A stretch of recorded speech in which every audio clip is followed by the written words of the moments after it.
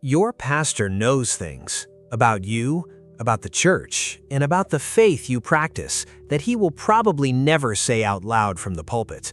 Not because he is dishonest, not because he does not care, but because the system he operates in, the expectations of the congregation, the pressure to keep attendance up, the fear of losing members, and the unspoken rule that certain truths are too dangerous to say publicly has created an environment where some of the most important things a pastor knows are the very things he cannot afford to say. Ezekiel 33:6 describes the weight a spiritual leader carries. But if the watchman sees the sword coming and does not blow the trumpet, so that the people are not warned, and the sword comes and takes any one of them, his blood I will require at the watchman's hand. Today, we are blowing the trumpet. 7 things your pastor knows and has probably never told you from the pulpit. The first thing your pastor knows but will never tell you from the pulpit is that a significant number of the people sitting in the congregation every Sunday are not genuinely saved. He sees it. He sees the people whose lives show no evidence of transformation year after year. He sees the ones who attend consistently but never grow, never serve sacrificially, never display the fruit of the Spirit in any measurable way. He sees the gap between the hands raised on Sunday and the lives lived on Monday, and he knows what that gap means. But he cannot say it from the stage because the moment he does, half the room assumes he is talking about someone else and the other half leaves offended. Matthew 13:24-30 records Jesus describing this exact reality in the parable of the wheat and the tares, genuine believers and false believers growing side by side in the same field, looking nearly identical from the outside and only distinguishable at the harvest. Jesus told his disciples that both would exist in the same church until the end. Your pastor sees the tares. He knows they're there. He preaches to them every week, hoping the word will penetrate. But he cannot stand at the pulpit and say, "Some of you in this room right now are not saved," even though 2 Corinthians 13:5 commands exactly that examination. Examine yourselves to see whether you are in the faith. The examination the Bible commands is the examination most pastors are too afraid to lead, because the people who need it most are the ones most likely to leave if they hear it. Your pastor sees who is growing and who is stagnant. He sees who is changed and who is performing. He knows the difference, and he preaches every Sunday carrying the weight of a truth he cannot say out loud without emptying the room. The second thing your pastor knows but will never tell you from the pulpit is that the way tithing is taught in most churches as a transactional guarantee that obligates God to pour out financial blessings in return for your offering is a distortion of Scripture that has been used to manipulate millions of Christians into giving out of fear and expectation rather than genuine worship. Malachi 3:10 is the most commonly quoted verse in offering time. "Bring the full tithe into the storehouse, and thereby put me to the test, says the Lord of hosts, if I will not open the windows of heaven for you and pour down for you a blessing." That verse was written to the priests of Israel who were withholding offerings from the temple, not as a universal financial formula for individual Christians. Your pastor knows this. He studied it in seminary. He read the context. He understands that the New Testament never commands a specific percentage and instead teaches generous, cheerful, sacrificial giving based on the heart, as 2 Corinthians 9:7 describes. But he also knows that the church budget depends on consistent giving and that the Malachi 3 formula motivates people to give in ways that a nuanced teaching on New Testament generosity might not. So the formula stays, the transaction stays, and millions of Christians continue to believe that their tithe is a payment that activates God's financial obligation to them, which turns giving into a spiritual investment strategy rather than an act of worship. God is not a vending machine, and your offering is not a coin that triggers a blessing. Giving is an act of trust in worship, and the moment it becomes a transaction, it has lost the very thing that made it valuable to God. Your pastor studied the context of Malachi 3 in seminary. He knows who it was written to and why, but that context does not motivate offerings the way the formula does, so the formula stays, and the context stays in his study notes. The third thing your pastor knows but will never tell you from the pulpit is that showing up to church every Sunday, no matter how consistently, no matter how faithfully, no matter how many years you have occupied that seat, has never been and will never be the thing that saves your soul. He knows this because it is one of the clearest teachings in the entire New Testament. Ephesians 2:8-9 settles it permanently. For by grace you have been saved through faith, and this is not your own doing. It is the gift of God, not a result of works, so that no one can boast. Church attendance is a work. It is an important, commanded, valuable work, but it is a work, and no work saves. But your pastor also knows that emphasizing this truth too strongly from the pulpit risks giving people a reason to stop coming. In a church that loses attendance, loses budget, loses momentum, and loses the very platform from which the pastor speaks. So the emphasis stays on attendance campaigns, attendance challenges. Do not forsake the assembling, quoted more often than almost any other verse, not because the pastor is being dishonest, but because the system rewards the emphasis. Meanwhile, there are people who have attended faithfully for decades, who have never had a genuine encounter with Christ, never surrendered, never been born again, and they believe their attendance record is their salvation. Your pastor knows they're there.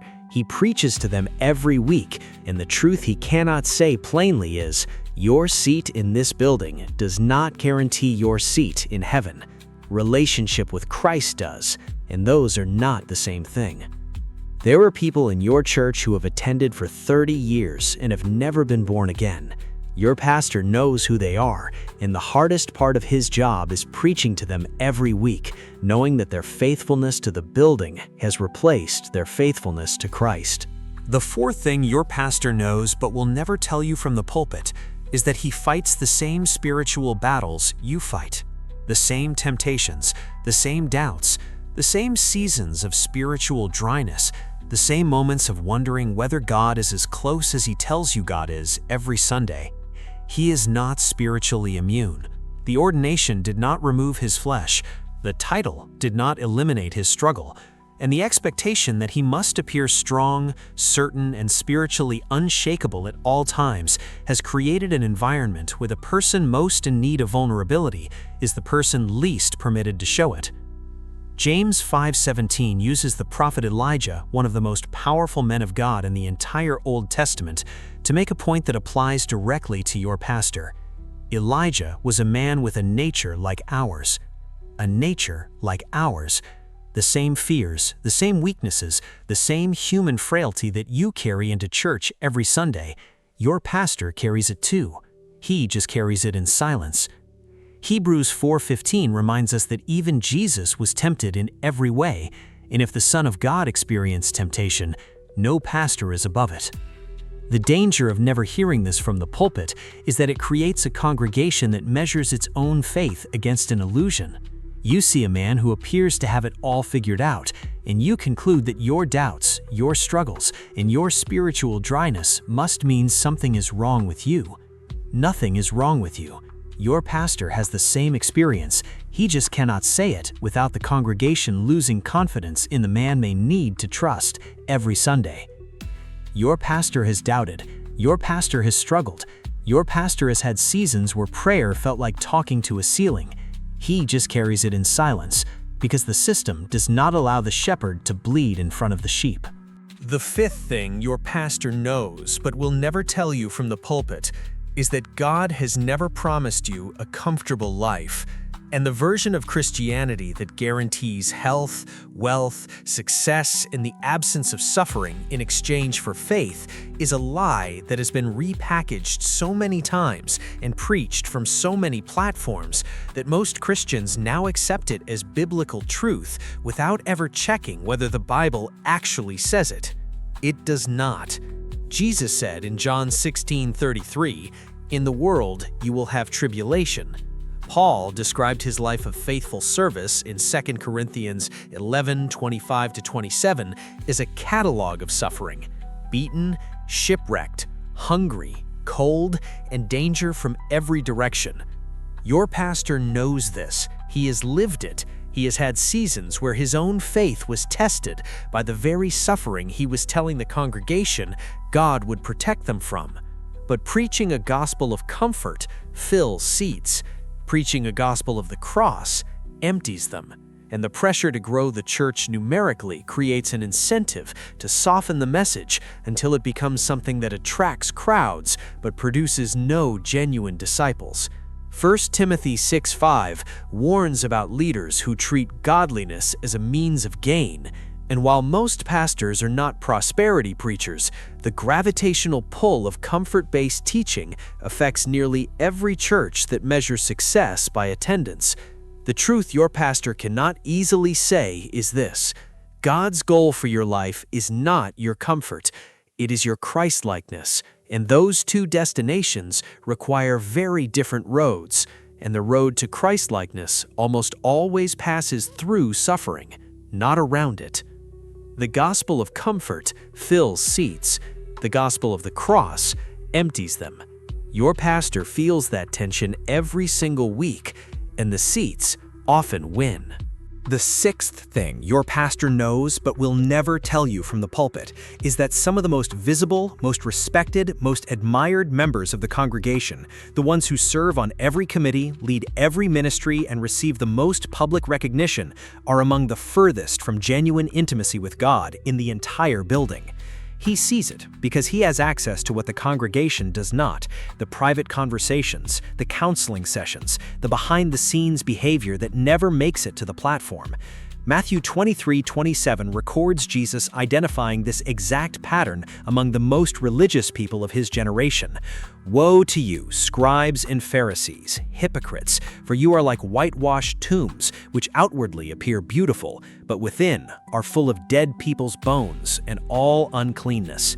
The danger of this unspoken truth is that the congregation models its faith after the people it can see, and when the most visible members are performing rather than genuinely transformed, the entire congregation calibrates its standard to a counterfeit. 1 Samuel 16:7 gives the assessment that overrides every human evaluation. Man looks on the outward appearance, but the Lord looks on the heart. Your pastor cannot stand at the pulpit and say, the person you admire most in this building may be performing a Christianity they do not actually live. But he knows it. He carries the weight of watching the congregation aspire to become like someone whose private life contradicts everything they display publicly. And the hardest part is that naming it would destroy the person, divide the church, and undermine the very leadership structures the church depends on to function. The person you admire most in your church may be the person your pastor worries about most. Public visibility and private intimacy with God are not the same thing, and your pastor knows the difference even when you cannot see it. The seventh thing your pastor knows but will never tell you from the pulpit is that a significant number of the people currently in the congregation will leave the moment the teaching gets genuinely uncomfortable, and he already knows who most of them are. He has watched the attendance patterns closely, enough to know which members show up for the encouraging sermons and disappear during the convicting ones. He has seen who engages when the topic is blessings and who disengages when the topic is obedience. He knows which members are committed to the Christ the church preaches and which ones are committed to the version of Christianity that requires the least from them. John 6:66 records the moment when Jesus preached a message so difficult that the crowd could not handle it. After this, many of his disciples turned back and no longer walked with him. Many of his disciples, not strangers, not enemies, disciples, people who had been following him, learning from him, and identifying with him. They left because the teaching became uncomfortable. Jesus then turned to the 12 and asked, "Do you want to go away as well?" He did not chase the ones who left. He did not soften the message to bring them back. He let the uncomfortable truth do what uncomfortable truth always does: separate the committed from the casual. Your pastor faces that same crossroads every Sunday. Preach the full truth and watch people leave, or soften the edges and keep the room full. 2 Timothy 4:3 describes the congregation that makes the full truth impossible. For the time is coming when people will not endure sound teaching, but having itching ears, they will accumulate for themselves teachers to suit their own passions.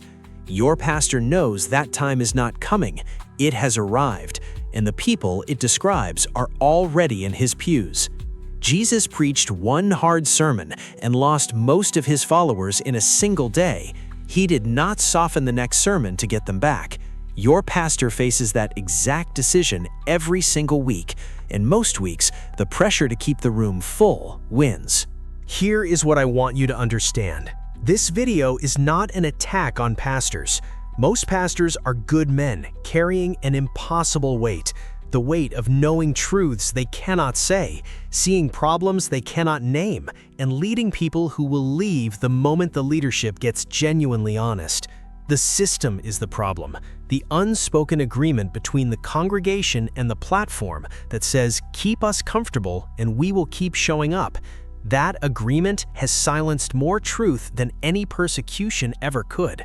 Because the truths on this list are not obscure theological controversies. They are foundational, life-altering, eternity-shaping realities that every believer needs to hear. And the fact that most of them are too dangerous to say from a pulpit tells you something important about the condition of the modern church.